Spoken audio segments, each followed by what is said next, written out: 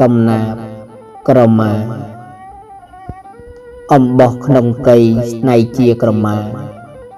សំខាន់អស្ចារ្យសម្រាប់អ្នកប្រើផ្ដល់នៅក្តីសុខគ្រប់មុខសារពើខ្លាចតែអ្នកប្រើមិនយល់តម្លៃក្រមាតូចមួយជួយបានគ្រប់គ្រាគ្រប់ខែរងាដណ្ដប់ជួសស្បៃជួយជាកម្រាក្រាគេងយប់ថ្ងៃវិចបាយចំណីតាមក្តីបំណងអ្នកធ្វើចំការក្រមាជាស្នួតទទួលបងជូតទុកជាចំណងគួចថ្នាក់ដកងាយសំពាយជាខ្នងជាអង្រឹងចងសម្រាប់កូនងាផ្លាស់ប្ដូรงូចទឹក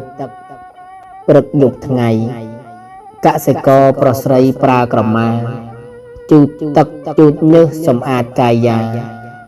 បិទកកេសាជំនួសខ្នើយ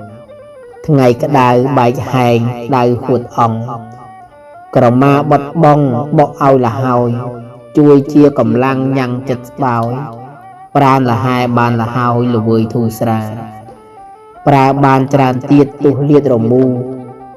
រវេទ្របទូត្រនូលើក្បាលចងថ្នាក់ដកវិចចនិច្ចការជាចុងកណ្ដាលប្រើបានតាមចិត្តបើអ្នកចេះប្រើយកស្គាល់តម្លៃក្រមាមានន័យប្រពៃពិតចេះប្រើចេះថែនៅក្បែរជាមិត្តបើមិនចេះគិតពិតបងអាសាក្រមាជាមិត្តពិតជាត្រឹមត្រូវកុំប្រើខុសផ្លូវនាំអាស្រូវក្រមាខ្លះគិតល្ងិតល្ងងចង់មរណាបែរទុកក្រមាយកទៅចងកកក្រមាល្អស្រស់ស្មោះប្រពៃក្រមាមានន័យដូចជាអ្នកក្រមាអ្នកស្រែខ្មែរកសិករ